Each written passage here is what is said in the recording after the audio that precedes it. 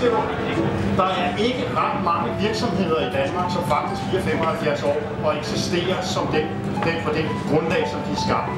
Det er fandme godt gået. Tillykke med det. Man kan sige, at virksomheden har levet 75 år ved at være den her lidt specielle forretning, den her ener inden for sine felter, og det tror jeg i virkeligheden er det, der gør, at man er her i dag, og det vil sige, man kan noget, der er lidt anderledes, end de andre kan. Man har nogle specialer, og måske ikke særlig meget af de her generelle ting, som rigtig mange andre i vores branche kan.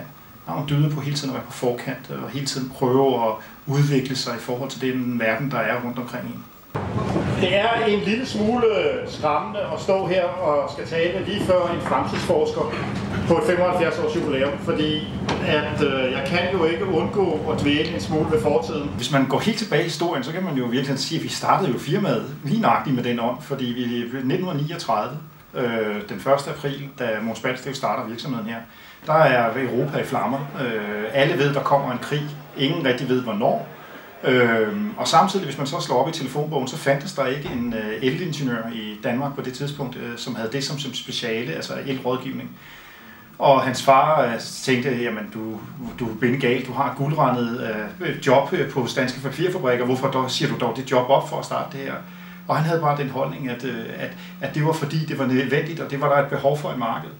Og hvis man kigger på forretningen de første 10 år, hvor den jo i forhold til tiden voksede eksplosivt og gav nogle enorme overskud, så er den jo set rigtigt. Så det ligger simpelthen helt i DNA'et fra starten. Altså det vi fik i dåbsgave, det er det vi stadigvæk i dag bygger videre på.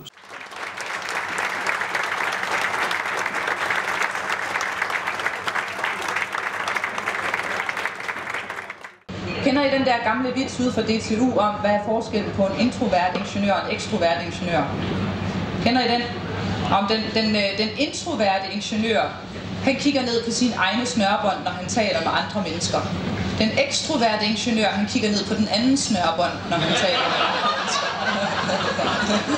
Det her med at være speciel og kunne noget specielt. Jeg tror også, hvis man går rundt på gangen og oplever de medarbejdere, vi har, så vil man også se, at der er også nogle, der er meget specielle her. Nogle, der virkelig kan deres kram. Havde det været en IT-virksomhed, så havde vi kaldt dem nørder. Her kalder vi dem specialister. Så først og fremmest vil jeg jo selvfølgelig gerne have lov at sige tillykke med de 75.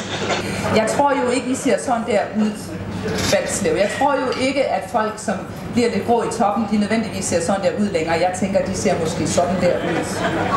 Bare, er det ikke lidt bedre? Eller de ser sådan der ud. Altså, alderdommen er jo ikke, hvad den har været længere, vel? Så jeg vil sige, mine egne forældre, de har det sgu sjovere, end jeg selv har. Bare fordi man er fyldt 75, så er det jo ikke nogen undskyldning.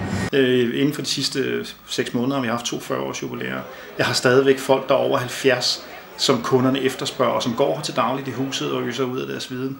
Som jo i virkeligheden er en hel del af den kulturbærer, som vi har, hvor vi overleverer den gamle kultur og hele det værdigrundlag, som i virkeligheden er at kunne noget, der er lidt mere og lidt anderledes end det, de andre kan.